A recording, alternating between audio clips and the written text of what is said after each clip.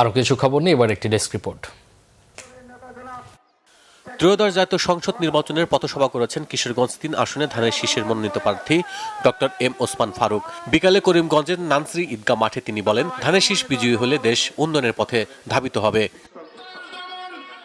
ধানের শীষে ভোট দেওয়ার কারণে যদি কোনো হিন্দু সম্প্রদায়ের মানুষকে হয়রানির শিকার হতে হয় তবে তার নিরাপত্তা দেওয়ার কথা জানিয়েছেন সাতক্ষীরা ১ আসনের ধানের শীষ প্রার্থী হাবিবুল ইসলাম হাবিব। বিকালে কলরোয়া উপজেলার দেয়ারা সরকারি প্রাথমিক বিদ্যালয় মাঠে নির্বাচনী জনসভায় তিনি একথা বলেন।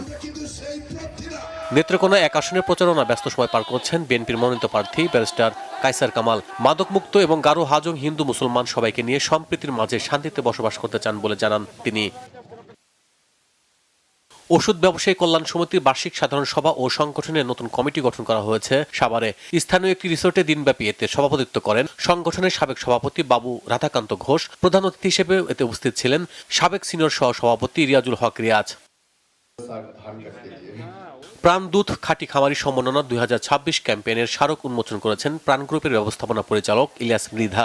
রাজধানীর গুলশানে MCCI সম্মেলন কেন্দ্রে তিনি বলেন, দেশের দুগ্ধ শিল্পের বিকাশে খাঁটি খামারিদের অবদানের স্বীকৃতির জন্য এই ক্যাম্পেইনের আয়োজন করা হয়েছে। উপস্থিত ছিলেন Pran dairy chief operating officer Maksudur Rahman, head of marketing Syed Mustain Kader এবং ব্র্যান্ড ম্যানেজার ফজলে এলাহি নাইম সহ প্রতিষ্ঠানটির ঊর্ধ্বতন কর্মকর্তারা।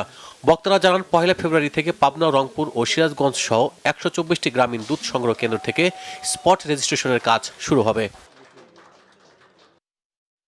কনকাগ্রি ও হাইকো ইলেকট্রনিক্স ব্র্যান্ডের পার্টনার্স মিট ২০২৬ হয়েছে রাজধানীর একটি অভিজাত হোটেলে। এতে অংশ নেন দেশের বিভিন্ন অঞ্চল থেকে আসা ১,০০০-এরও বেশি চ্যানেল পার্টনার ও সহযোগী। উদ্বোধনী বক্তব্য দেন গ্রুপের চেয়ারম্যান মোহাম্মদ নুরুন নেওয়াজ সেলিম। এছাড়া বক্তব্য রাখেন ডেপুটি ম্যানেজিং ডিরেক্টর মোহাম্মদ নুরুত ছাপ্পা বাবু ও deputy managing director Mohammad Nurul Afsar. উপস্থিত ছিলেন ইলেকট্রোমার্ট গ্রুপের পরিচালক মোহাম্মদ সাজ্জাদ ইবনে নেওয়াজ, নুরুল আজিম সানি ও GM মাহমুদুন নবী চৌধুরী সহ প্রতিষ্ঠানের ঊর্ধ্বতন কর্মকর্তারা।